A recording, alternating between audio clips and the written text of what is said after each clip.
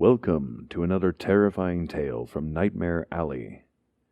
If you enjoy what you hear, please consider subscribing to our channel and providing us some feedback in the comment section. We want to provide content like this for a long time to come, and your support will help make that happen. Now sit back and brace yourself for another spine-tingling tale. Herbert West, Reanimator, by H.P. Lovecraft. Part 1, From the Dark. Of Herbert West, who was my friend in college, and in afterlife, I can speak only with extreme terror. This terror was not due altogether to the sinister manner of his recent disappearance, but was engendered by the whole nature of his life work, and first gained its acute form more than 17 years ago, when we were in the third year of our course at the Miskatonic University Medical School in Arkham. While he was with me, the wonder and diabolism of his experiments fascinated me utterly, and I was his closest companion. Now that he is gone and the spell is broken, the actual fear is greater. Memories and possibilities are ever more hideous than realities. The first horrible incident of our acquaintance was the greatest shock I ever experienced, and it is only with reluctance that I repeat it. As I have said, it happened when we were in the medical school, where West had already made himself notorious through his wild theories on the nature of death and the possibility of overcoming it artificially. His views, which were widely ridiculed by the faculty and by his fellow students, hinged on the essentially mechanistic nature of life, and concerned means for operating the organic machinery of mankind by calculated chemical action after the failure of natural processes. In his experiments with various animating solutions, he had killed and treated immense numbers of rabbits, guinea pigs, cats, dogs, and monkeys, till he had become the prime nuisance of the college. Several times he had actually obtained signs of life in animals supposedly dead, in many cases violent signs, but he soon saw that the perfection of his process, if indeed possible, would necessarily involve a lifetime of research. It likewise became clear that, since the same solution never worked alike on different organic species, he would require human subjects for further and more specialized progress. It was here that he first came into conflict with the college authorities, and was debarred from future experiments by no less a dignitary than the dean of the medical school himself, the learned and benevolent Dr. Allen Halsey, whose work in behalf of the stricken is recalled by every old resident of Arkham. I had always been exceptionally tolerant of West's pursuits, and we frequently discussed his theories, whose ramifications and corollaries were almost infinite, holding with the hackle that all life is a chemical and physical process, and that the so-called soul is a myth. My friend believed that artificial reanimation of the dead can depend only on the condition of the tissues, and that unless actual decomposition has set in, a corpse fully equipped with organs may with suitable measures be set going again in the peculiar fashion known as life. That the psychic or intellectual life might be impaired by the slight deterioration of sensitive brain cells, which even a short period of death would be apt to cause, West fully realized. It had at first been his hope to find a reagent which could restore vitality before the actual advent of death, and only repeated failures on animals had shown him that the natural and artificial life motions were incompatible. He then sought extreme freshness in his specimens, injecting his solutions into the blood immediately after the extinction of life. It was this circumstance which made the professors so carelessly skeptical, for they felt that true death had not occurred in any case. They did not stop to view the matter closely and reasoningly. It was not long after the faculty had interdicted his work that West confided to me his resolution to get fresh human bodies in some manner, and continue in secret the experiments he could no longer perform openly. To hear him discussing ways and means was rather ghastly, for at the college we had never procured anatomical specimens ourselves. Whenever the morgue proved inadequate, 2 local Negroes attended to this matter, and they were seldom questioned. West was then a small, slender, bespectacled youth with delicate features, yellow hair, pale blue eyes, and a soft voice, and it was uncanny to hear him dwelling on the relative merits of Christ Church Cemetery and the Potter's Field. We finally decided on the Potter's Field because practically every body in Christ Church was embalmed, a thing, of course, ruinous to West's researches. I was by this time his active and enthralled assistant, and helped him make all his decisions, not only concerning the source of bodies, but concerning a suitable place for our loathsome work. It was I who thought of the deserted Chapman farmhouse beyond Meadow Hill, where we fitted up on the ground floor an operating room and a laboratory, each with dark curtains to conceal our midnight doings.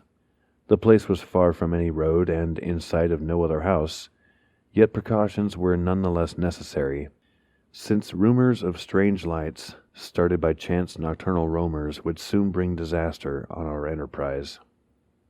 It was agreed to call the whole thing a chemical laboratory if discovery should occur. Gradually, we equipped our sinister haunt of science with materials either purchased in Boston or quietly borrowed from the college, materials carefully made unrecognizable save to expert eyes, and provided spades and picks for the many burials we should have to make in the cellar. At the college we used an incinerator, but the apparatus was too costly for our unauthorized laboratory. Bodies were always a nuisance, even the small guinea pig bodies from the slight clandestine experiments in West's room at the boarding house. We followed the local death notices like ghouls, for our specimens demanded particular qualities. What we wanted were corpses interred soon after death and without artificial preservation, preferably free from malforming disease, and certainly with all organs present. Accident victims were our best hope. Not for many weeks did we hear of anything suitable, though we talked with morgue and hospital authorities, ostensibly in the college's interest, as often as we could without exciting suspicion. We found that the college had first choice in every case, so that it might be necessary to remain in Arkham during the summer, when only the limited summer school classes were held. In the end, though, luck favored us, for one day we heard of an almost ideal case in the Potter's Field. A brawny young workman, drowned only the morning before in the summer's pond, and buried at the town's expense without delay or embalming. That afternoon we found the new grave, and determined to begin work soon after midnight. It was a repulsive task that we undertook in the black small hours, even though we lacked at the time the special horror of graveyards which later experiences brought to us. We carried spades and oil-dark lanterns, for although electric torches were then manufactured, they were not as satisfactory as the tungsten contrivances of today. The process of unearthing was slow and sordid. It might have been gruesomely poetical if we had been artists instead of scientists, and we were glad when our spades struck wood. When the pine box was fully uncovered, West scrambled down and removed the lid, dragging out and propping up the contents. I reached down and hauled the contents out of the grave, and then both toiled hard to restore the spot to its former appearance. The affair made us rather nervous, especially the stiff form and vacant face of our first trophy, but we managed to remove all traces of our visit. When we had patted down the last shovelful of earth, we put our specimen in a canvas sack and set out for the old Chapman place beyond Meadow Hill. On an improvised dissecting table in the old farmhouse, by the light of a powerful acetylene lamp, the specimen was not very spectral-looking. It had been a sturdy and apparently unimaginative youth of wholesome plebeian type, large-framed, gray-eyed, and brown-haired. A sound animal without psychological subtleties and probably having vital processes of the simplest and healthiest sort. Now, with the eyes closed, it looked more asleep than dead, though the expert test of my friend soon left no doubt on that score. We had at last what West had always longed for, a real dead man of the ideal kind, ready for the solution as prepared according to the most careful calculations and theories for human use. The tension on our part became very great. We knew that there was scarcely a chance for anything like complete success, and could not avoid hideous fears at possible grotesque results of partial animation. Especially were we apprehensive concerning the mind and impulses of the creature, since in the space following death some of the more delicate cerebral cells might well have suffered deterioration. I myself still held some curious notions about the traditional soul of man, and felt an awe at the secrets that might be told by one returning from the dead. I wondered what sights this placid youth might have seen in inaccessible spheres, and what he could relate if fully restored to life. But my wonder was not overwhelming, since for the most part I shared the materialism of my friend. He was calmer than I as he forced a large quantity of his fluid into the vein of the body's arm, immediately binding the incision securely. The waiting was gruesome, but West never faltered. Every now and then he applied his stethoscope to the specimen and bore the negative results philosophically.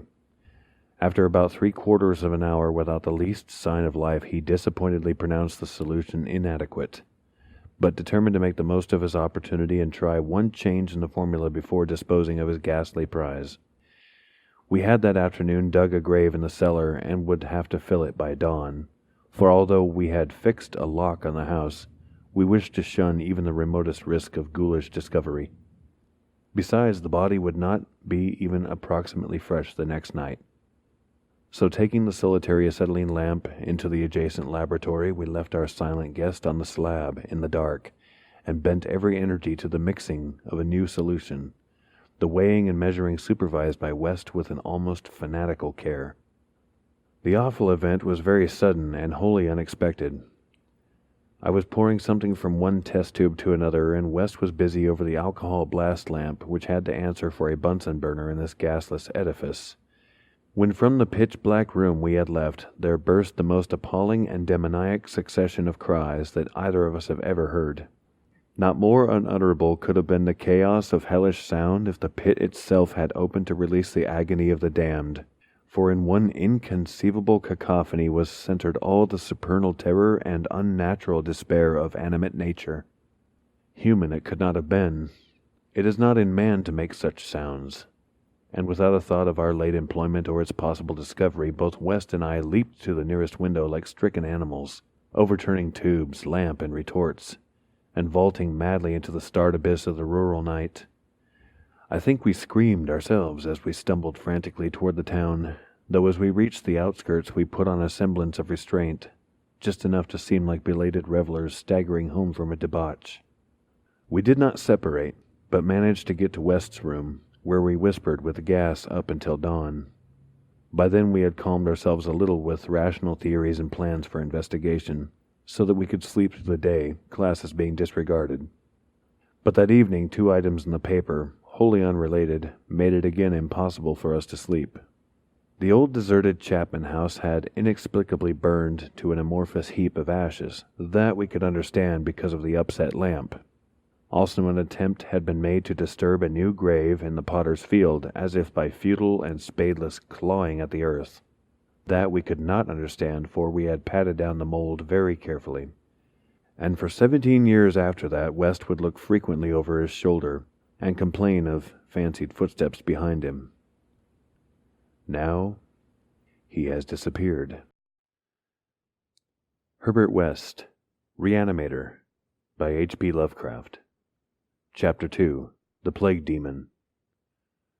I shall never forget that hideous summer 16 years ago, when like a noxious affright from the halls of Iblis, typhoid stalked leeringly through Arkham. It is by that satanic scourge that most recall the year, for truly terror brooded with bat wings over the piles of coffins in the tombs of Christchurch Cemetery. Yet for me there is a greater horror in that time, a horror known to me alone, now that Herbert West has disappeared.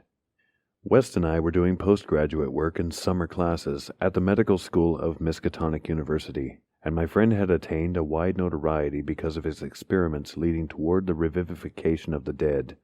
After the scientific slaughter of uncounted small animals, the freakish work had ostensibly stopped by order of our skeptical dean, Dr. Allen Halsey, though West had continued to perform certain secret tests in his dingy boarding-house room, and had on one terrible and unforgettable occasion taken a human body from its grave in the potter's field to a deserted farmhouse beyond Meadow Hill. I was with him on that odious occasion and saw him inject into the still veins the elixir which he thought would to some extent restore life's chemical and physical processes. It had ended horribly, in a delirium of fear which we gradually came to attribute to our own overwrought nerves, and West had never afterward been able to shake off a maddening sensation of being haunted and hunted. The body had not been quite fresh enough. It is obvious that to restore normal mental attributes, a body must be very fresh indeed, and a burning of the old house had prevented us from burying the thing. It would have been better if we could have known it was underground. After that experience, West had dropped his researches for some time, but as the zeal of the born scientist slowly returned, he again became importunate with the college faculty, pleading for the use of the dissecting room and of fresh human specimens for the work he regarded as so overwhelmingly important. His pleas, however, were wholly in vain, for the decision of Dr. Halsey was inflexible, and the other professors all endorsed the verdict of their leader. In the radical theory of reanimation, they saw nothing but the immature vagaries of a youthful enthusiast whose slight form, yellow hair, spectacled blue eyes, and soft voice gave no hint of the supernormal, almost diabolical power of the cold brain within. I can see him now as he was then, and I shiver. He grew sterner of face but never elderly, and now Sefton Asylum has had the mishap, and West has vanished. West clashed disagreeably with Dr. Halsey near the end of our last undergraduate term in a wordy dispute that did less credit to him than to the kindly dean in point of courtesy. He felt he was needlessly and irrationally retarded in a supremely great work, a work which he could of course conduct to suit himself in later years, but which he wished to begin while still possessed of the exceptional facilities of the university. That the tradition-bound elders should ignore his singular results on animals and persist in their denial of the possibility of reanimation was inexpressibly disgusting and almost incomprehensible to a youth of West's logical temperament.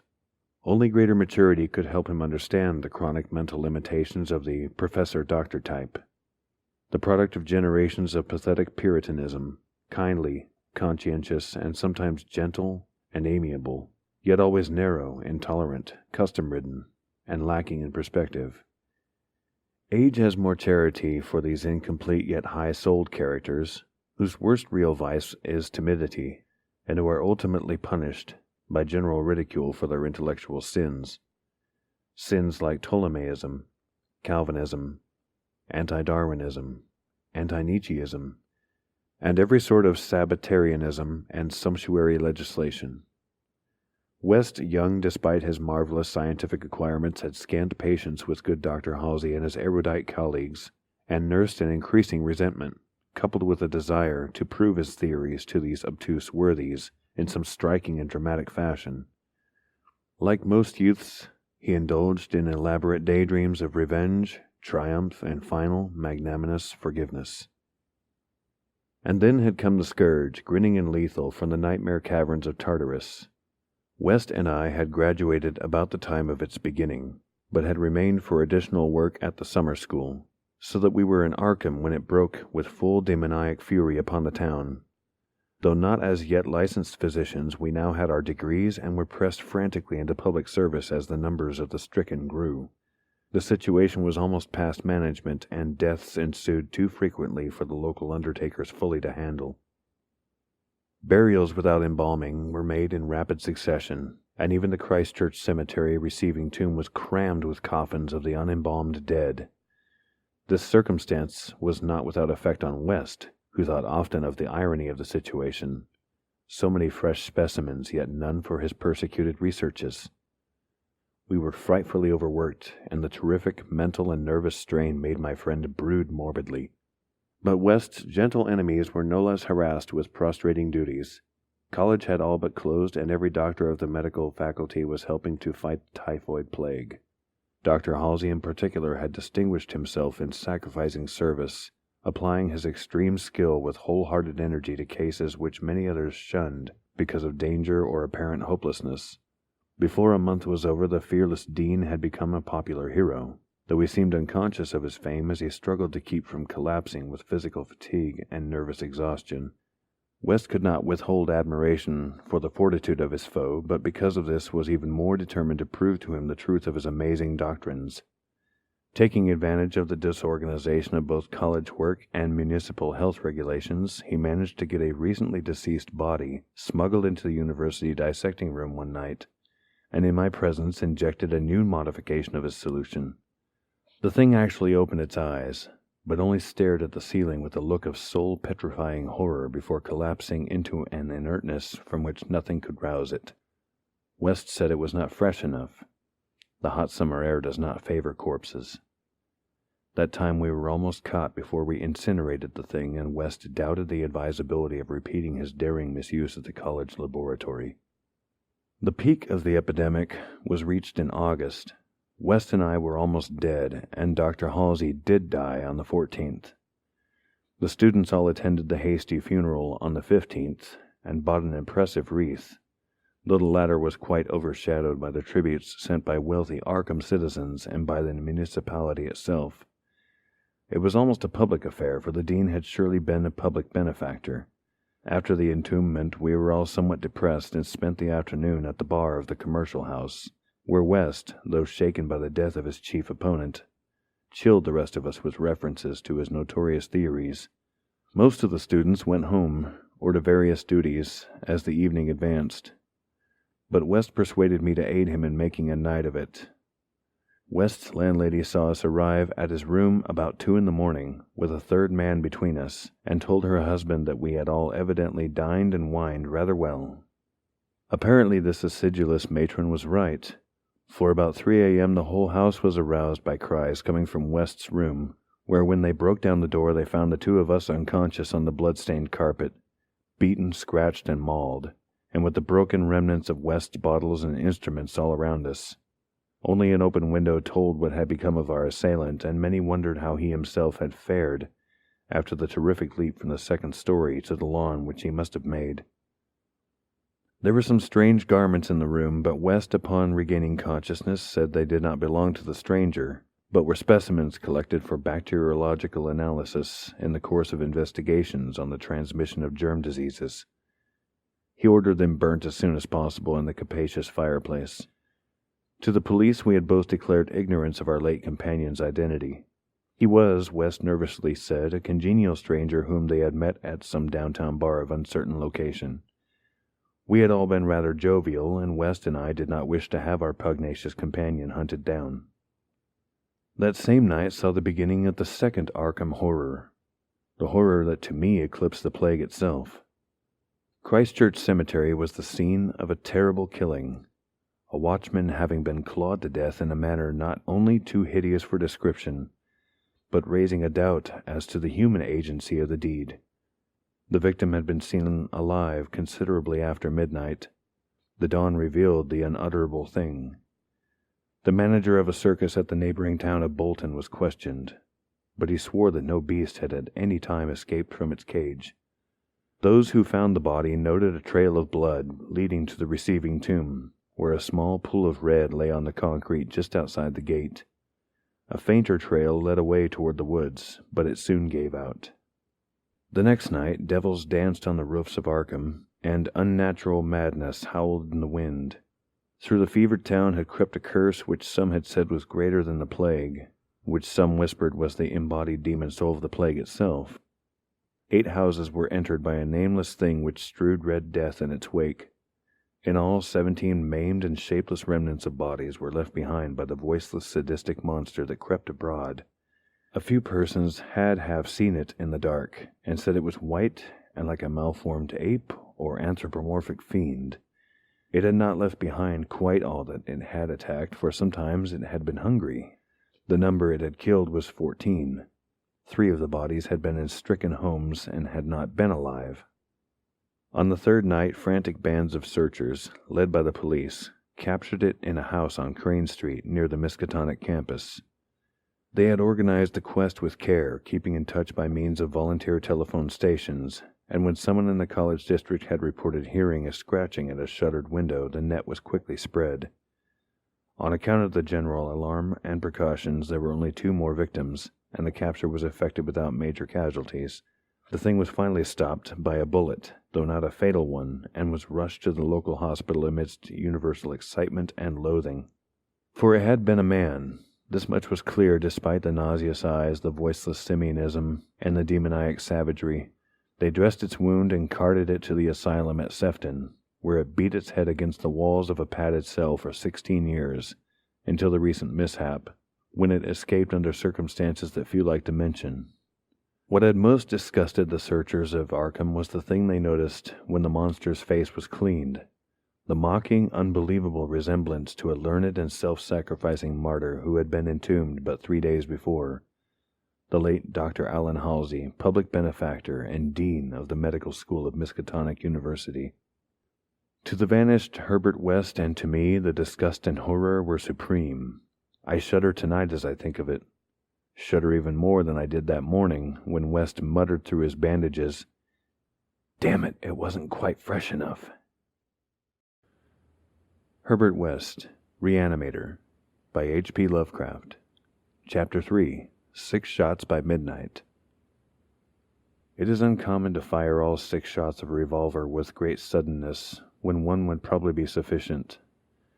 But many things in the life of Herbert West were uncommon. It is, for instance, not often that a young physician leaving college is obliged to conceal the principles which guide his selection of a home and office. Yet that was the case with Herbert West. When he and I obtained our degrees at the medical school of Miskatonic University and sought to relieve our poverty by setting up as general practitioners, we took great care not to say that we chose our house because it was fairly well isolated and as near as possible to the potter's field.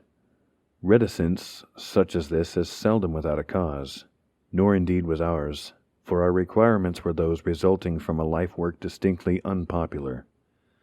Outwardly we were doctors only, but beneath the surface were aims of far greater and more terrible moment, for the essence of Herbert West's existence was a quest amid black and forbidden realms of the unknown, in which he hoped to uncover the secret of life and restore to perpetual animation the graveyard's cold clay. Such a quest demands strange materials, among them fresh human bodies, and in order to keep supplied with these indispensable things one must live quietly and not far from a place of informal interment. West and I had met in college, and I had been the only one to sympathize with his hideous experiments. Gradually I had come to be his inseparable assistant, and now that we were out of college we had to keep together. It was not easy to find good opening for 2 doctors in company, but finally the influence of the university secured us a practice in Bolton, a factory town near Arkham, the seat of the college. The Bolton worsted mills are the largest in the Miskatonic Valley, and their polyglot employees are never popular as patients with the local physicians. We chose our house with the greatest care, seizing at last on a rather run-down cottage near the end of Pond Street, 5 numbers from the closest neighbor, and separated from the local potter's field by only a stretch of meadowland, bisected by a narrow neck of the rather dense forest which lies to the north. The distance was greater than we wished, but we could get no nearer house without going on the other side of the field, wholly out of the factory district. We were not much displeased, however, since there were no people between us and our sinister source of supplies. The walk was a trifle long, but we could haul our silent specimens undisturbed. Our practice was surprisingly large from the very first. Large enough to please most young doctors, and large enough to prove a bore and a burden to students whose real interest lay elsewhere. The mill hands were of somewhat turbulent inclinations, and besides their many natural needs, their frequent clashes and stabbing affrays gave us plenty to do. But what actually absorbed our minds was the secret laboratory we had fitted up in the cellar. The laboratory with the long table under the electric lights, where in the small hours of the evening we often injected West's various solutions into the veins of the things we had dragged from the potter's field. West was experimenting madly to find something which would start man's vital motions anew after they had been stopped by the thing we called death, but had encountered the most ghastly obstacles. The solution had to be differently compounded for different types. What would serve for guinea pigs would not serve for human beings, and different human specimens required large modifications. The bodies had to be exceedingly fresh, or the slight decomposition of brain tissue would render perfect reanimation impossible. Indeed, the greatest problem was to get them fresh enough. West had had horrible experiences during his secret college researches with corpses of doubtful vintage. The results of partial or imperfect animation were much more hideous than were the total failures, and we both held fearsome recollections of such things. Ever since our first demoniac session in the deserted farmhouse on Meadow Hill in Arkham, we had felt a brooding menace, and West, though a calm, blond, blue-eyed scientific automaton in most respects, often confessed to a shuddering sensation of stealthy pursuit. He half felt that he was being followed, a psychological delusion of shaken nerves, enhanced by the undeniably disturbing fact that at least one of our reanimated specimens was still alive. a frightful, carnivorous thing in a padded cell at Sefton. Then there was another, our first, whose exact fate we had never learned. We had fair luck with specimens in Bolton, much better than in Arkham. We had not been settled a week before we got an accident victim on the very night of burial, and made it open its eyes with an amazingly rational expression before the solution failed. It had lost an arm. If it had been a perfect body, we might have succeeded better. Between then and the next January, we secured 3 more. 1 total failure, 1 case of marked muscular motion, and 1 rather shivery thing. It rose of itself and uttered a sound. Then came a period when luck was poor. Interments fell off, and those that did occur were of specimens either too diseased or too maimed for use. We kept track of all the deaths and their circumstances with systematic care. One March night, however, we unexpectedly obtained a specimen which did not come from the potter's field. In Bolton, the prevailing spirit of Puritanism had outlawed the sport of boxing, with the usual result. Surreptitious and ill-conducted bouts among the mill workers were common, and occasionally professional talent of low grade was imported. This late winter night there had been such a match, evidently with disastrous results, since 2 timorous Poles had come to us with incoherently whispered entreaties to attend to a very secret and desperate case. We followed them to an abandoned barn, where the remnants of a crowd of frightened foreigners were watching a silent black form on the floor. The match had been between Kid O'Brien, a lubberly and now quaking youth with a most un-Hibernian hooked nose, and Buck Robinson, the Harlem Smoke. The Negro had been knocked out, and a moment's examination showed us that he would permanently remain so. He was a loathsome, gorilla-like thing, with abnormally long arms, which I could not help calling forelegs, and a face that conjured up thoughts of unspeakable Congo secrets and tom-tom poundings under an eerie moon.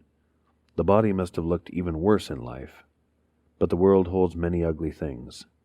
Fear was upon the whole pitiful crowd, for they did not know what the law would exact of them if the affair were not hushed up, and they were grateful when West, in spite of my involuntary shudders, offered to get rid of the thing quietly, for a purpose I knew too well.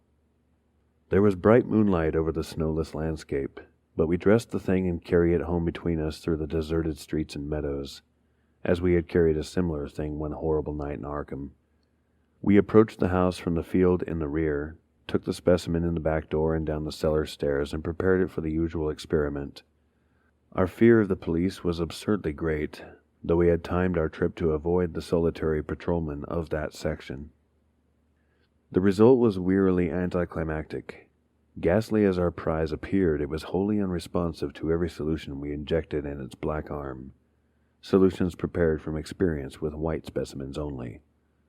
So as the hour grew dangerously near to dawn, we did as we had done with the others, dragged the thing across the meadows to the neck of the woods near the potter's field, and buried it there in the best sort of grave the frozen ground could furnish.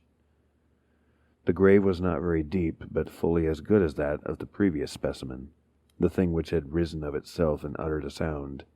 In the light of our dark lanterns, we carefully covered it with leaves and dead vines, fairly certain that the police would never find it in a forest so dim and dense. The next day I was increasingly apprehensive about the police, for a patient brought rumors of a suspected fight and death. West had still another source of worry, for he had been called in the afternoon to a case which ended very threateningly. An Italian woman had become hysterical over a missing child, a lad of 5 who had strayed off early in the morning and had failed to appear for dinner, and had developed symptoms highly alarming in view of an always weak heart. It was a very foolish hysteria, for the boy had often run away before, but Italian peasants are exceedingly superstitious, and this woman seemed as much harassed by omens as by facts. About 7 o'clock in the evening she had died, and her frantic husband had made a frightful scene in his efforts to kill West, whom he wildly blamed for not saving her life. Friends had held him when he drew a stiletto, but West departed amidst his inhuman shrieks, curses, and oaths of vengeance. In his latest affliction the fellow seemed to have forgotten his child, who was still missing as the night advanced. There was some talk of searching the woods, but most of the family's friends were busy with the dead woman and the screaming man. Altogether, the nervous strain upon West must have been tremendous. Thoughts of the police and of the mad Italian both weighed heavily. We retired about 11, but I did not sleep well. Bolton had a surprisingly good police force for so small a town, and I could not help fearing the mess which would ensue if the affair of the night before were ever tracked down. It might mean the end of all our local work, and perhaps prison for both West and me. I did not like those rumors of a fight which were floating about. After the clock had struck 3, the moon shone in my eyes, but I turned over without rising to pull down the shade. Then came the steady rattling at the back door.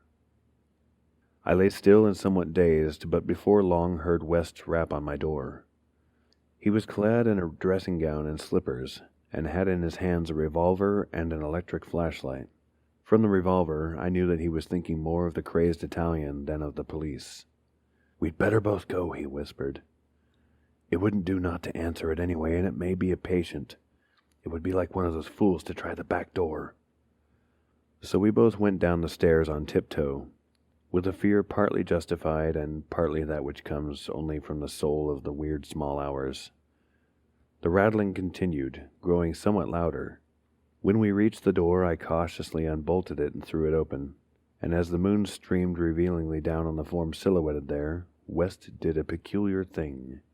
Despite the obvious danger of attracting notice and bringing down on our heads the dreaded police investigation, a thing which, after all, was mercifully averted by the relative isolation of our cottage, my friend suddenly, excitedly, and unnecessarily emptied all 6 chambers of his revolver into the nocturnal visitor. For that visitor was neither Italian nor policeman.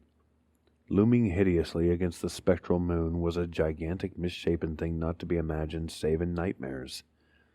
A glassy-eyed, ink-black apparition nearly on all fours, covered with bits of mold, leaves, and vines, foul with caked blood, and having between its glistening teeth a snow-white, terrible cylindrical object terminating in a tiny hand.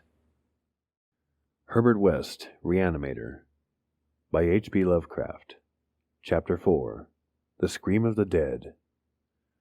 The scream of a dead man gave to me that acute and added horror of Dr. Herbert West which harassed the latter years of our companionship. It is natural that such a thing as a dead man's scream should give horror, for it is obviously not a pleasing or ordinary occurrence. But I was used to similar experiences, hence suffered on this occasion only because of a particular circumstance. And as I have implied, it was not of the dead man himself that I became afraid. Herbert West, whose associate and assistant I was, possessed scientific interests far beyond the usual routine of a village physician. That was why, when establishing his practice in Bolton, he had chosen an isolated house near the potter's field. Briefly and brutally stated, West's sole absorbing interest was a secret study of the phenomena of life and its cessation, leading toward the reanimation of the dead through injections of an excitant solution. For this ghastly experimenting was necessary to have a constant supply of very fresh human bodies. Very fresh, because even the least decay hopelessly damaged the brain structure, and the human because we found that the solution had to be compounded differently for different types of organisms. Scores of rabbits and guinea pigs had been killed and treated, but their trail was a blind one. West had never fully succeeded because he had never been able to secure a corpse sufficiently fresh. What he wanted were bodies from which vitality had only just departed.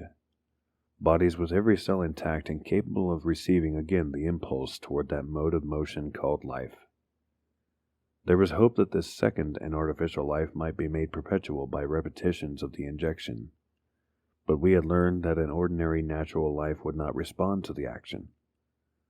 To establish the artificial motion, natural life must be extinct. The specimens must be very fresh, but genuinely dead. The awesome quest had begun when West and I were students at the Miskatonic University Medical School in Arkham, vividly conscious for the first time of the thoroughly mechanical nature of life. That was 7 years before, but West looked scarcely a day older now. He was small, blond, clean-shaven, soft-voiced, and spectacled, with only an occasional flash of a cold blue eye. to tell of the hardening and growing fanaticism of his character under the pressure of his terrible investigations. Our experiences had often been hideous in the extreme, the results of defective reanimation, when lumps of graveyard clay had been galvanized into morbid, unnatural, and brainless motion by various modifications of the vital solution. One thing had uttered a nerve-shattering scream. Another had risen violently, beaten us both to unconsciousness, and run amok in a shocking way before it could be placed behind asylum bars. Still another, a loathsome African monstrosity, had clawed out of its shallow grave and done a deed. West had had to shoot that object. We could not get bodies fresh enough to show any trace of reason when reanimated, so had perforce created nameless horrors. It was disturbing to think that one, perhaps two, of our monsters still lived. That thought haunted us shadowingly, till finally West disappeared under frightful circumstances. But at the time of the scream in the cellar laboratory of the isolated Bolton cottage, our fears were subordinate to our anxiety for extremely fresh specimens. West was more avid than I, so that it almost seemed to me that he looked half covetously at any very healthy living physique. It was July 1910 that the bad luck regarding specimens began to turn. I had been on a long visit to my parents in Illinois, and upon my return found West in a state of singular elation. He had told me excitedly, in all likelihood solved the problem of freshness through an approach from an entirely new angle, that of artificial preservation. I had known that he was working on a new and highly unusual embalming compound, and was not surprised that it had turned out well. But until he explained the details, I was rather puzzled as to how such a compound could help in our work, since the objectionable staleness of the specimens was largely due to delay occurring before we secured them.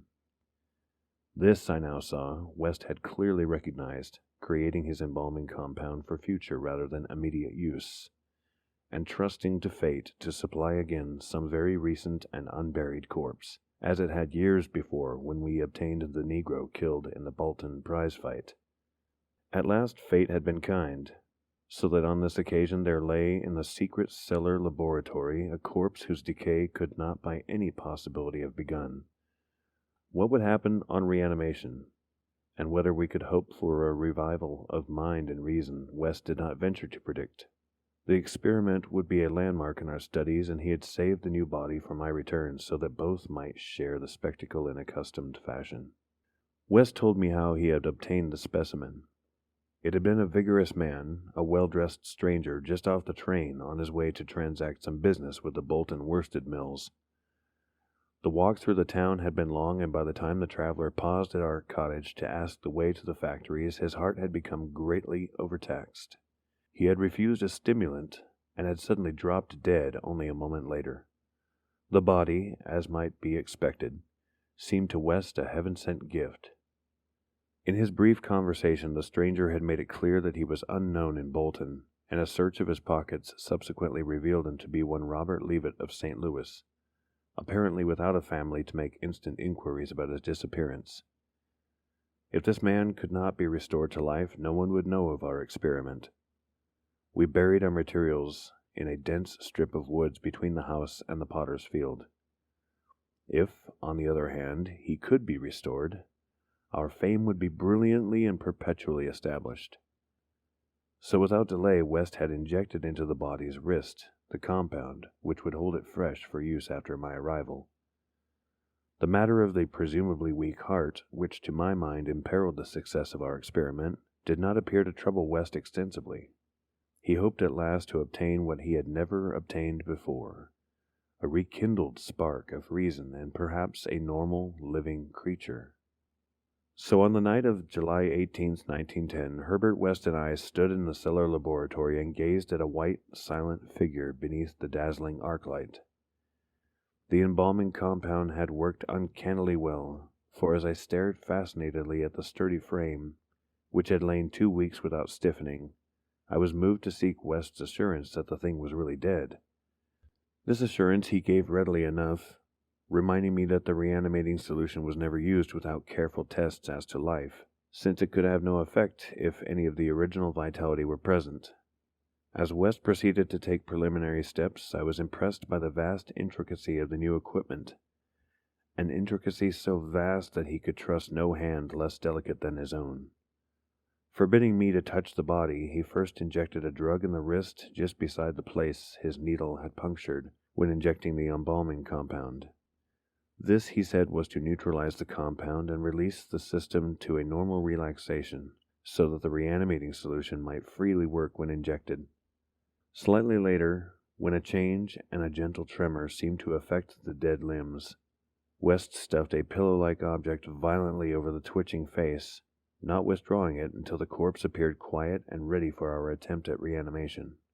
The pale enthusiast now applied some last perfunctory tests for absolute lifelessness, withdrew satisfied, and finally injected into the left arm an accurately measured amount of the vital elixir, prepared during the afternoon with a greater care than we had used since college days, when our feet were new and groping.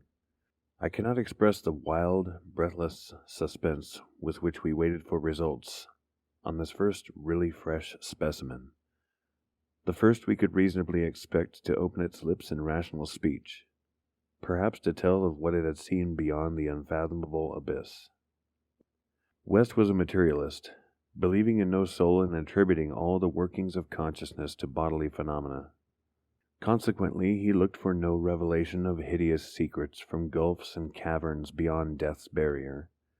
I did not wholly disagree with him theoretically, yet held vague instinctive remnants of the primitive faith of my forefathers, so that I could not help eyeing the corpse with a certain amount of awe and terrible expectation.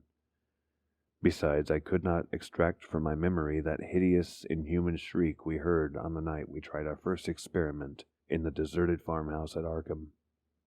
Very little time had elapsed before I saw the attempt was not to be a total failure.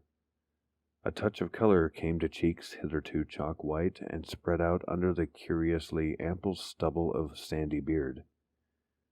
West, who had his hand on the pulse of the left wrist, suddenly nodded significantly, and almost simultaneously a mist appeared on the mirror inclined above the body's mouth. There followed a few spasmodic muscular motions, and then an audible breathing and visible motion of the chest. I looked at the closed eyelids and thought I detected a quivering. Then the lids opened, showing eyes which were gray, calm, and alive, but still unintelligent and not even curious. In a moment of fantastic whim, I whispered questions to the reddening ears, questions of other worlds of which the memory might still be present. Subsequent terror drove them from my mind, but I think the last one, which I repeated, was, "Where have you been?" I do not yet know whether I was answered or not, for no sound came from the well-shaped mouth. But I do know that at that moment I firmly thought the thin lips moved silently, forming syllables I would have vocalized as "only now," if that phrase had possessed any sense or relevancy. At that moment, as I say, I was elated with the conviction that the one great goal had been attained, and that for the first time a reanimated corpse had uttered distinct words impelled by actual reason. In the next moment there was no doubt about the triumph, no doubt that the solution had truly accomplished, at least temporarily, its full mission of restoring rational and articulate life to the dead. But in that triumph there came to me the greatest of all horrors, not horror of the thing that spoke, but of the deed that I had witnessed and of the man with whom my professional fortunes were joined. For that very fresh body, at last writhing into full and terrifying consciousness with eyes dilated at the memory of its last scene on earth, threw out its frantic hands in a life-and-death struggle with the air, and suddenly collapsing into a second and final dissolution from which there could be no return, screamed out the cry that will ring eternally in my aching brain. "Help! Keep off! You cursed little towhead fiend! Keep that damn needle away from me!" Herbert West, Reanimator, by H.P. Lovecraft. Chapter 5. The Horror from the Shadows. Many men have related hideous things, not mentioned in print, which happened on the battlefields of the Great War. Some of these things have made me faint, others have convulsed me with devastating nausea, while still others have made me tremble and look behind me in the dark. Yet despite the worst of them, I believe I can myself relate the most hideous thing of all, the shocking, the unnatural, the unbelievable horror from the shadows. In 1915, I was a physician with the rank of first lieutenant in a Canadian regiment in Flanders, one of the many Americans to precede the government itself into the gigantic struggle. I had not entered the army on my own initiative, but rather as a natural result of the enlistment of the man whose indispensable assistant I was, the celebrated Boston surgical specialist Dr. Herbert West. Dr. West had been avid for a chance to serve as a surgeon in a great war, and when the chance had come, he had carried me with him almost against my will. There were reasons why I would have been glad to let the war separate us, reasons why I found the practice of medicine and the companionship of West more and more irritating. But when he had gone to Ottawa and through a colleague's influence secured a medical commission as major, I could not resist the imperious persuasion of one determined that I should accompany him in my usual capacity. When I say that Dr. West was avid to serve in battle, I do not mean to imply that he was either naturally warlike or anxious for the safety of civilization. Always an ice-cold intellectual machine, slight, blonde, blue-eyed, and spectacled, I think he secretly sneered at my occasional martial enthusiasms and censures of supine neutrality. There was, however, something he wanted in embattled Flanders, and in order to secure it he had to assume a military exterior. What he wanted was not a thing which many persons want, but something connected with the peculiar branch of medical science which he had chosen quite clandestinely to follow, and in which he had achieved amazing and occasionally hideous results.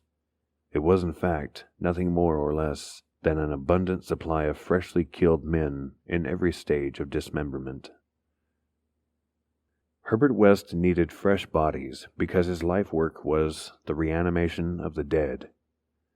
This work was not known to the fashionable clientele who had so swiftly built up his fame after his arrival in Boston, but was only too well known to me, who had been his closest friend and sole assistant since the old days in Miskatonic University Medical School in Arkham. It was in those college days that he had begun his terrible experiments, first on small animals, and then on human bodies, shockingly obtained. There was a solution which he injected into the veins of dead things, and if they were fresh enough they responded in strange ways. He had had much trouble in discovering the proper formula, for each type of organism was found to need a stimulus especially adapted to it. Terror stalked him when he reflected on his partial failures, nameless things resulting from imperfect solutions or from bodies insufficiently fresh. A certain number of these failures had remained alive. One was in an asylum, while others had vanished, and as he thought of conceivable yet virtually impossible eventualities, he often shivered beneath his usual stolidity. West had soon learned that absolute freshness was the prime requisite for useful specimens, and had accordingly resorted to frightful and unnatural expedients in body-snatching. In college, and during our early practice together in the factory town of Bolton, my attitude toward him had been largely one of fascinated admiration. But as his boldness and methods grew, I began to develop a gnawing fear. I did not like the way he looked at healthy, living bodies. And then there came a nightmarish session in the cellar laboratory when I had learned that a certain specimen had been a living body when he secured it. That was the first time he had ever been able to revive the quality of rational thought in a corpse, and his success, obtained at such a loathsome cost, had completely hardened him. Of his methods in the intervening 5 years I dare not speak. I was held to him by sheer force of fear and witnessed sights no human tongue could repeat. Gradually I came to find Herbert West himself more horrible than anything he did. That was when it dawned on me that his once normal scientific zeal for prolonging life had suddenly degenerated into a mere morbid and ghoulish curiosity and secret sense of charnel picturesqueness. His interest became a hellish and perverse addiction to the repellently and fiendishly abnormal. He gloated calmly over artificial monstrosities which would make most healthy men drop dead from fright and disgust. He became, behind his pallid intellectuality, a fastidious Baudelaire of physical experiment, a languid Elagabalus of the tombs. Dangers he met unflinchingly, crimes he committed unmoved. I think the climax came when he had proved his point that rational life can be restored, and had sought new worlds to conquer by experimenting on the reanimation of detached parts of bodies. He had wild and original ideas on the independent vital properties of organic cells and nerve tissue separated from natural physiological systems, and had achieved some hideous preliminary results in the form of never-dying, artificially nourished tissue obtained from the nearly hatched eggs of an indescribable tropical reptile. 2 biological points he was exceedingly anxious to settle.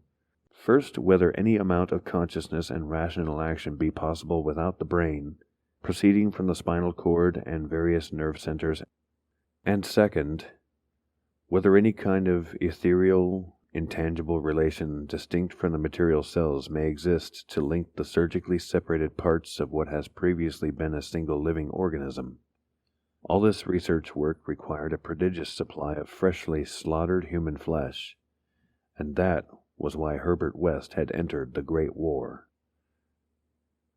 The phantasmal, unmentionable thing occurred one midnight late in March 1915, in a field hospital behind the lines at St. Eloi. I wonder even now if it could have been other than a demoniac dream of delirium.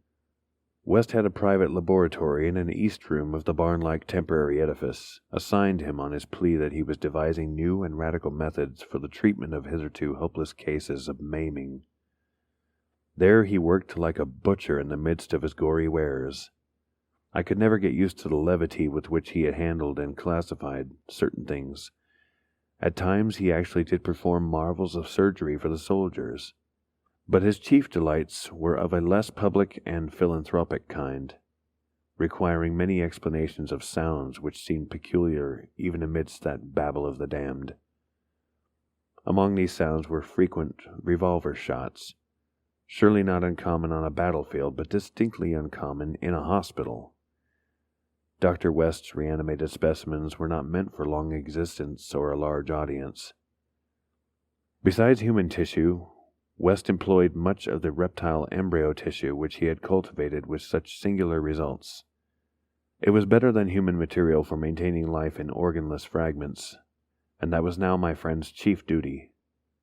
In a dark corner of the laboratory, over a queer incubating burner, he kept a large covered vat full of this reptilian cell matter, which multiplied and grew puffily and hideously. On the night of which I speak, we had a splendid new specimen. A man at once physically powerful and of such high mentality that a sensitive nervous system was assured. It was rather ironic, for he was the officer who had helped West to his commission, and who is now to have been our assistant. Moreover, he had in the past secretly studied the theory of reanimation to some extent under West. Major Sir Eric Moreland Clapham Lee, DSO, was the greatest surgeon in our division, and had been hastily assigned to the St. Eloi sector when the news of the heavy fighting reached headquarters. He had come in an aeroplane piloted by the intrepid Lieutenant Ronald Hill, only to be shot down when directly over his destination.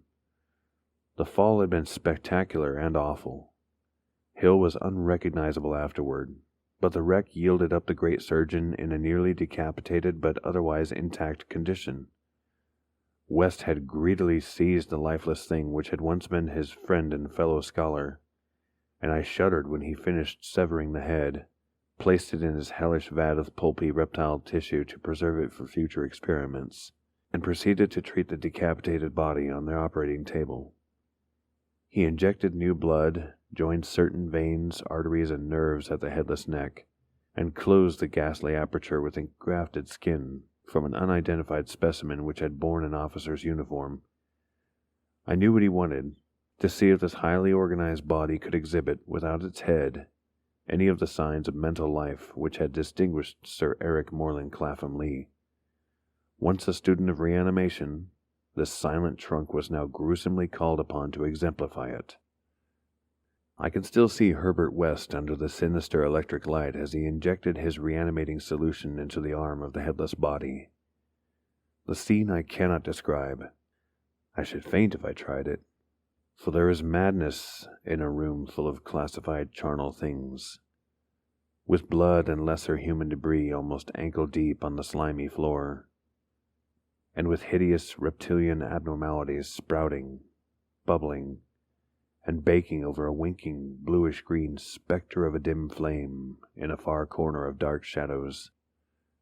The specimen, as West repeatedly observed, had a splendid nervous system. Much was expected of it, and as a few twitching motions began to appear, I could see the feverish interest on West's face. He was ready, I think, to see proof of his increasingly strong opinion that consciousness, reason, and personality can exist independently of the brain. That man has no central connective spirit, but is merely a machine of nervous matter, each section more or less complete in itself. In one triumphant demonstration, West was about to relegate the mystery of life to the category of myth. The body now twitched more vigorously, and beneath our avid eyes commenced to heave in a frightful way. The arms stirred disquietingly. The legs drew up, and various muscles contracted in a repulsive kind of writhing. Then the headless thing threw out its arms in a gesture which was unmistakably one of desperation, an intelligent desperation, apparently sufficient to prove every theory of Herbert West. Certainly the nerves were recalling the man's last act in life, the struggle to get free of the falling aeroplane. What followed I shall never positively know. It may have been wholly a hallucination from the shock caused at that instant by the sudden and complete destruction of the building in a cataclysm of German shell fire. Who can gainsay it, since West and I were the only proved survivors? West liked to think that before his recent disappearance, but there were times when he could not, for it was queer that we both had the same hallucination. The hideous occurrence itself was very simple, notable only for what it implied. The body on the table had risen with a blind and terrible groping, and we had heard a sound. I should not call that sound a voice, for it was too awful. And yet its timbre was not the most awful thing about it. Neither was its message. It had merely screamed, "Jump, Ronald, for God's sake, jump!" The awful thing was its source, for it had come from the large covered vat in that ghoulish corner of crawling black shadows. Herbert West, Reanimator, by H.P. Lovecraft. Chapter 6. The Tomb Legions. When Dr. Herbert West disappeared a year ago, the Boston police questioned me closely. They suspected that I was holding something back, and perhaps suspected graver things, but I could not tell them the truth because they would not have believed it. They knew indeed that West had been connected with activities beyond the credence of ordinary men, for his hideous experiments in the reanimation of dead bodies had long been too extensive to admit of perfect secrecy. But the final soul-shattering catastrophe held elements of demoniac fantasy which make even me doubt the reality of what I saw. I was West's closest friend and only confidential assistant. We had met years before, in medical school, and from the first I had shared his terrible researches. He had slowly tried to perfect a solution which, injected into the veins of the newly deceased, would restore life. A labor demanding an abundance of fresh corpses and therefore involving the most unnatural actions. Still more shocking were the products of some of the experiments. Grisly masses of flesh that had been dead, but that West waked to a blind, brainless, nauseous animation. These were the usual results, for in order to reawaken the mind it was necessary to have specimens so absolutely fresh that no decay could possibly affect the delicate brain cells. This need for very fresh corpses had been West's moral undoing. They were hard to get, and one awful day he had secured his specimen while it was still alive and vigorous. A struggle, a needle, and a powerful alkaloid had transformed it to a very fresh corpse, and the experiment had succeeded for a brief and memorable moment, But West had emerged with a soul calloused and seared, and a hardened eye which sometimes glanced with a kind of hideous and calculating appraisal at men of especially sensitive brain and especially vigorous physique. Toward the last I became acutely afraid of West, for he began to look at me that way. People do not seem to notice his glances, but they noticed my fear, and after his disappearance used that as a basis for some absurd suspicions. West in reality was more afraid than I, for his abominable pursuits entailed a life of furtiveness and dread of every shadow. Partly it was the police he feared, but sometimes his nervousness was deeper and more nebulous, touching on certain indescribable things into which he had injected a morbid life, and from which he had not seen that life depart. He usually finished his experiments with a revolver, but a few times he had not been quick enough. There was that first specimen on whose rifled grave marks of clawing were later seen. There was also that Arkham professor's body which had done cannibal things before it had been captured and thrust unidentified into a madhouse cell at Sefton, where it beat the walls for 16 years. Most of the other possibly surviving results were things less easy to speak of, for in later years West's scientific zeal had degenerated to an unhealthy and fantastic mania, and he had spent his chief skill in vitalizing not entire human bodies but isolated parts of bodies, or parts joined to organic matter other than human. It had become fiendishly disgusting by the time he disappeared. Many of the experiments could not be even hinted at in print. The great war through which both of us served as surgeons had intensified this side of West. In saying that West's fear of his specimens was nebulous, I have in mind particularly its complex nature. Part of it came merely from knowing of the existence of such nameless monsters, while another part arose from apprehension of the bodily harm they might under certain circumstances do him. Their disappearance added horror to the situation. Of them all, West knew the whereabouts of only one, the pitiful asylum thing. Then there was a more subtle fear, a very fantastic sensation resulting from a curious experiment in the Canadian Army in 1915. West, in the midst of a severe battle, had reanimated Major Sir Eric Moreland Clapham Lee, DSO, a fellow physician who knew about his experiments and could have duplicated them.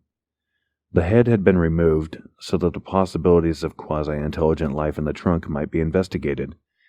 Just as the building was wiped out by a German shell, there had been a success. The trunk had moved intelligently, and unbelievable to relate, we were both sickeningly sure that articulate sounds had come from the detached head, as it lay in a shadowy corner of the laboratory. The shell had been merciful, in a way, but West could never feel as certain as he wished that we too were the only survivors. He used to make shuddering conjectures about the possible actions of a headless physician with the power of reanimating the dead. West's last quarters were in a venerable house of much elegance, overlooking one of the oldest burying grounds in Boston. He had chosen the place for purely symbolic and fantastically aesthetic reasons, since most of the interments were of the colonial period and therefore of little use to a scientist seeking very fresh bodies. The laboratory was in a sub-cellar secretly constructed by imported workmen and contained a huge incinerator for the quiet and complete disposal of such bodies, or fragments and synthetic mockeries of bodies, as might remain from the morbid experiments and unhallowed amusements of the owner. During the excavation of this cellar, the workmen had struck some exceedingly ancient masonry, undoubtedly connected with the old burying ground, yet far too deep to correspond with any known sepulchre therein. After a number of calculations, West decided that it represented some secret chamber beneath the tomb of the Averills, where the last interment had been made in 1768. I was with him when he studied the nitrous-dripping walls laid bare by the spades and mattocks of the men, and was prepared for the gruesome thrill which would attend the uncovering of centuried grave secrets. But for the first time, West's new timidity conquered his natural curiosity, and he betrayed his degenerating fiber by ordering the masonry left intact and plastered over. Thus it remained, till that final hellish night, part of the walls of the secret laboratory. I speak of West's decadence, but must add that it was a purely mental and intangible thing. Outwardly, he was the same to the last, calm, cold, slight and yellow-haired, with bespectacled blue eyes and a general aspect of youth, which years and fears seemed never to change. He seemed calm even when he thought of that clawed grave and looked over his shoulder, even when he thought of the carnivorous thing that gnawed and pawed at Sefton bars. The end of Herbert West began one evening in our joint study when he was dividing his curious glance between the newspaper and me. A strange headline item had struck at him from the crumpled pages, and a nameless Titan claw had seemed to reach down through 16 years. Something fearsome and incredible had happened at Sefton Asylum 50 miles away, stunning the neighborhood and baffling the police. In the small hours of the morning, a body of silent men had entered the grounds and their leader had aroused the attendants. He was a menacing military figure who talked without moving his lips and whose voice seemed almost ventriloquially connected to an immense black case he carried. His expressionless face was handsome to the point of radiant beauty, but it shocked the superintendent when the hall light fell on it, for it was a wax face with eyes of painted glass. Some nameless accident had befallen this man. A larger man guided his steps, a repellent hulk whose bluish face seemed half eaten away by some unknown malady. The speaker had asked for the custody of the cannibal monster committed from Arkham 16 years before, and upon being refused, gave a signal which precipitated a shocking riot. The fiends had beaten, trampled, and bitten every attendant who did not flee, killing 4 and finally succeeding in the liberation of the monster. Those victims who could recall the event without hysteria swore that the creatures had acted less like men than like unthinkable automata guided by the wax-faced leader. By the time help could be summoned, every trace of the men and of their mad charge had vanished. From the hour of reading this item until midnight, West sat almost paralyzed. At midnight the doorbell rang, startling him fearfully. All the servants were asleep in the attic, so I answered the bell. As I have told the police, there was no wagon in the street, but only a group of strange-looking figures bearing a large square box which they deposited in the hallway after one of them had grunted, in a high, unnatural voice, "Express, prepaid." They filed out of the house with a jerky tread, and as I watched them go, I had an odd idea that they were turning toward the ancient cemetery on which the back of the house abutted. When I slammed the door after them, West came downstairs and looked at the box. It was about 2 feet square and bore West's correct name and present address. It also bore the inscription, "From Eric Moreland Clapham Lee, St. Eloi, Flanders." 6 years before, in Flanders, a shelled hospital had fallen upon the headless, reanimated trunk of Dr. Clapham Lee, and upon the detached head, which perhaps had uttered articulate sounds. West was not even excited now. His condition was more ghastly. Quickly he said, "It's the finish, but let's incinerate this." We carried the thing down to the laboratory, listening. I do not remember many particulars, you can imagine my state of mind, but it is a vicious lie to say it was Herbert West's body which I put into the incinerator. We both inserted the whole unopened wooden box, closed the door, and started the electricity. Nor did any sound come from the box, after all. It was West who first noticed the falling plaster on that part of the wall where the ancient tomb masonry had been covered up. I was going to run, but he stopped me. Then I saw a small black aperture, felt a ghoulish wind of ice, and smelled the charnel bowels of a putrescent earth. There was no sound, but just then the electric lights went out, and I saw outlined against some phosphorescence of the netherworld a horde of silent, toiling things which only insanity, or worse, could create. Their outlines were human, semi-human, fractionally human, and not human at all. The horde was grotesquely heterogeneous. They were removing the stones quietly, one by one, from the centuried wall. And then, as the breach became large enough, they came out into the laboratory in single file, led by a stalking thing with a beautiful head made of wax. A sort of mad-eyed monstrosity behind the leader seized on Herbert West. West did not resist or utter a sound. Then they all sprang at him and tore him to pieces before my eyes. bearing the fragments away into that subterranean vault of fabulous abominations. West's head was carried off by the wax-headed leader, who wore a Canadian officer's uniform. As it disappeared, I saw that the blue eyes behind the spectacles were hideously blazing with their first touch of frantic visible emotion. Servants found me unconscious in the morning. West was gone. The incinerator contained only unidentifiable ashes. Detectives have questioned me, but what can I say? The Sefton tragedy they will not connect with West. Not that, nor the men with the box, whose existence they deny. I told them of the vault, and they pointed to the unbroken plaster wall and laughed. So I told them no more. They imply that I am a madman or a murderer. Probably I am mad. But I might not be mad if those accursed tomb legions had not been so silent. Thanks for listening.